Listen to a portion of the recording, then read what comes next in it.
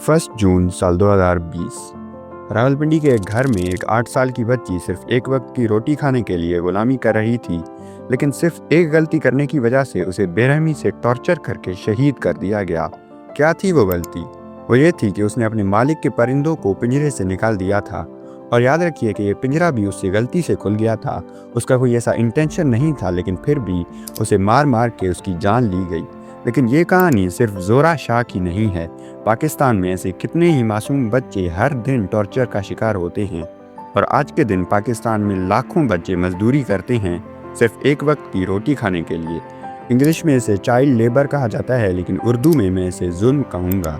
1947 से लेकर आज तक हम आज़ादी का जश्न मनाते आए हैं, लेकिन क्या ये आज़ादी उन मासूम बच्चों के लिए भी है जो अपना बचपन गंवा कर सिर्फ एक वक्त की रोटी खाने के लिए मजदूरी करने पर मजबूर हैं, जिन्होंने ना कभी स्कूल देखा, ना खिलौने, ना बचपन की खुशियाँ, सिर्फ एक गुलामी की ज़िंदगी? क्या ये सिर्फ इकोनॉमिक क्राइसिस का नतीजा है, या हमारी सोसाइटी ने इन मासूम बच्चों के दुखों को नॉर्मल बना दिया है?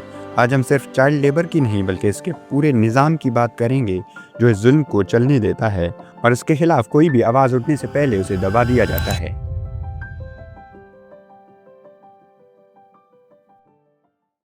सबसे पहले 2016 और 17 के Pakistan bureau of statistics and labour force survey के मुताबिक पाकिस्तान में 1 करोड़ 20 लाख बच्चे चाइल्ड लेबर का शिकार हैं। लेकिन आज 8-9 साल बाद ये हालत और भी बदतर हो, लेकिन आज के दिन कोई बड़े रिपोर्ट्स मौजूद नहीं हैं जो हमें एग्जैक्ट नंबर्स बता सके। लेकिन फिर भी कुछ एस्टिमेट्स के मुताबिक 2024 में पाकिस्तान में 30 लाख से लेकर 1 करोड़ बच्चे चाइल्ड लेबर में थे। लेकिन ये चाइल्ड लेबर सिर्फ बच्चों का काम पर जाना नहीं, बल्कि ये बच्चों का उस काम पर जाना है जो उनके लिए खतरनाक है। जैसे बहुत से माँ बाप बहुत बड़े बड़े कर्जों में होते हैं और वो अपने बच्चों की पढ़ाई अफोर्ड नहीं कर पा रहे होते, तो वो उन्हें घरों में काम करने के लिए भेज देते हैं। और इसका एक जीता जागता एग्जाम्पल है जोरा शाह का केस। क्योंकि जोरा के फादर को जॉब से निकाल दिया गया था, तो वो जोरा की पढ़ाई अफोर्ड नहीं कर पा रहे थे, और ऊपर से सबसे करीबी स्कूल 10 किलोमीटर से ज़्यादा दूर था, जिसकी वजह से उनके पास और कोई रास्ता बचा नहीं और उन्होंने जोरा को काम करने के लिए भेज दिया। और उसके बाद जो हुआ वो सब जानते हैं। लेकिन सिर्फ घरों में काम करना चाइल्ड लेबर का तरीका नहीं है। इसके अलावा लाखों बच्चे फैक्ट्रीज में काम करते हैं, जहां पर मोस्टली बच्चों को टॉक्सिक केमिकल्स और इलेक्ट्रॉनिक्स का काम करवाया जाता है। यहाँ पर बड़े बड़े मशीन्स और ग्राइंडिंग टूल्स का इस्तेमाल करवाया जाता है, जो कि बहुत ज़्यादा डेंजरस हैं। और जब ये मासूम बच्चे इन हैवी मशीन्स को ऑपरेट करते हैं तो एक्सीडेंट होने के चांसेस भी बहुत बढ़ जाते हैं। लेकिन यहाँ पर सिर्फ फिजिकल इंजरीज की बात नहीं हो रही, बल्कि बच्चों की मेंटल हेल्थ पर भी बहुत बड़ा इफेक्ट पड़ता है। 12 घंटे लगातार काम करना जवान हट्टे कट्टे लोगों की जान निकाल देता है। ये तो फिर भी बच्चे हैं, और ऊपर से सिर्फ एक छोटी सी गलती करने पर इन बच्चों को टॉर्चर किया जाता है, जो उनके मेंटल हेल्थ को और भी बुरी तरह से इफेक्ट करता है। ईंट के भट्टों में काम करना पाकिस्तान में चाइल्ड लेबर का एक बहुत ही कॉमन और ख़तरनाक तरीका है।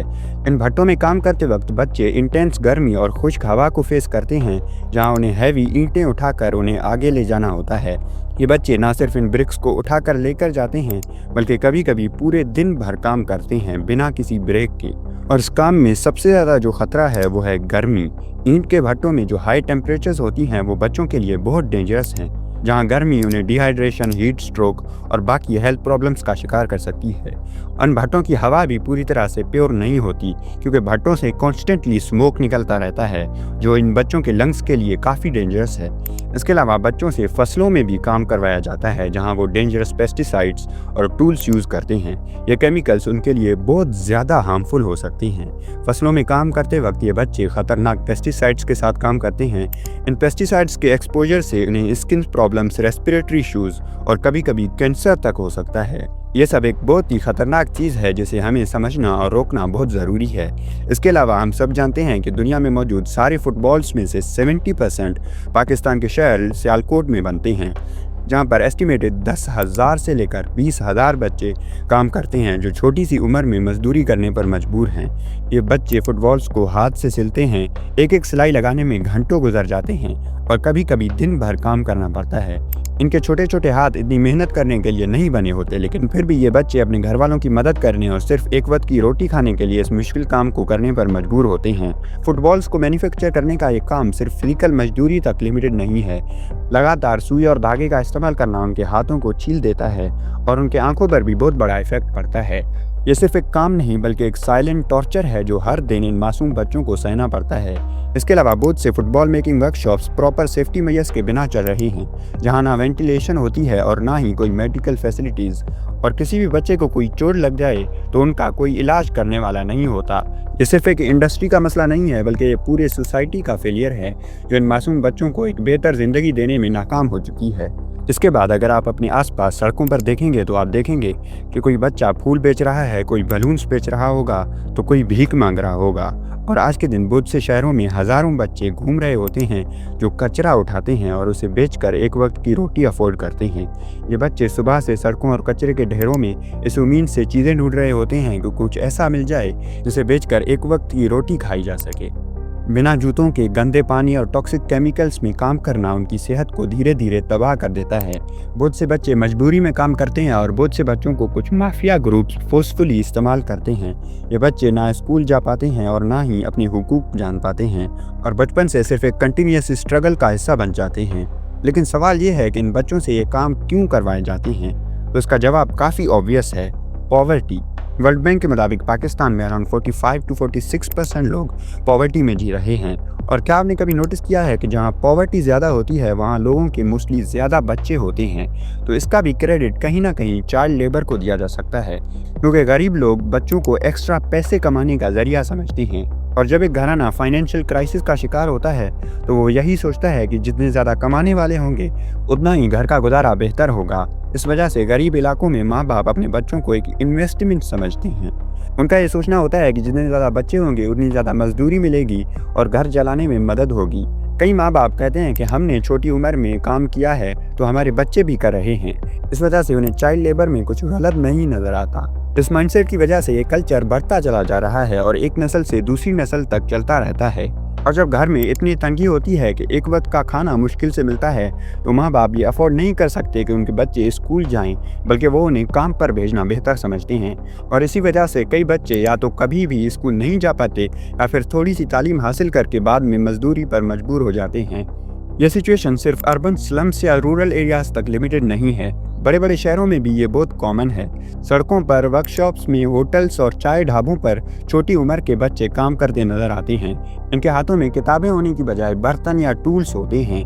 और जब एक बच्चा छोटी उम्र से काम करना शुरू कर देता है तो उसके पास ज़िंदगी बेहतर बनाने का कोई और रास्ता बचता नहीं। वो पूरी ज़िंदगी मजदूरी बन के रह जाता है। और फिर जब उसके खुद के बच्चे पैदा होते हैं तो वो भी इसी लाइफस्टाइल का हिस्सा बन जाते हैं। इस तरह चाइल्ड लेबर एक साइकिल की तरह चलता रहता है जो पॉवर्टी और इग्नोरेंस को बढ़ावा देता है। चाइल्ड लेबर सिर्फ तालीम पर असर नहीं डालता, बल्कि जो बच्चे छोटी उम्र में काम करते हैं वो अक्सर पॉवर्टी के चक्कर में फंस जाते हैं। जब उन्हें अच्छी तालीम नहीं मिलती तो उनके पास अपनी ज़िंदगी बेहतर बनाने का और कोई तरीका बचता नहीं है। उन्हें स्किल्स या नॉलेज नहीं मिलती जो उन्हें बेहतर और वेल पेड जॉब्स के लिए क्वालिफाई कर सके। जब वो बच्चे बड़े होते हैं तो वो भी वही जॉब्स करते हैं जहां उन्हें बुरे काम करने पड़ते हैं, ख़तरनाक केमिकल्स, डेंजरस मशीन्स और दिन भर काम करना पड़ता है। और ये सिर्फ इन बच्चों के बचपन तक महदूद नहीं है। जब ये बच्चे बड़े होते हैं तो इनके पास वही स्ट्रगल्स होते हैं जो उन्हें अपनी ज़िंदगी में आगे बढ़ने नहीं देते। ये पॉवर्टी का साइकिल बढ़ता जाता है और पूरे कम्युनिटीज़ और मुल्क इससे अफेक्ट होते हैं। ये एक ऐसा साइकिल है जिसे ब्रेक करना बहुत मुश्किल है लेकिन इम्पॉसिबल नहीं है। पाकिस्तान में चाइल्ड लेबर के खिलाफ काफ़ी सारे रूल्स और रेगुलेशंस हैं। जैसे पाकिस्तान के कॉन्स्टिट्यूशन का आर्टिकल 11 चाइल्ड लेबर को इलीगल बनाता है, जो कि 14 साल से छोटे बच्चों को कुछ स्पेसिफिक इंडस्ट्रीज़ में काम करने को इलीगल बनाता है। लेकिन मसला ये है कि लॉज सिर्फ पेपर पर मौजूद हैं, इनका कोई प्रॉपर इम्प्लीमेंटेशन नहीं होता। फैक्ट्रीज, शॉप्स, होटल्स और इवन घरों में बच्चे अब भी काम कर रहे हैं और इन लॉज की ओपनली वायलेशन होती है। बहुत सारे लोगों को इन लॉज का पता ही नहीं होता और जो लोग इनके बारे में जानते हैं वो भी इन्हें इग्नोर कर देते हैं क्योंकि इनकी इन्फोर्समेंट बहुत ज़्यादा वीक है। गवर्नमेंट इंस्पेक्टर्स जो चेक करने के लिए होते हैं वो भी करप्शन की वजह से रिश्वत लेकर आंखें बंद कर लेते हैं। जब तक ये लॉज स्ट्रिक्टली इन्फोर्स नहीं होते तब तक सिर्फ पेपर पर लॉज का होने का कोई फ़ायदा नहीं है।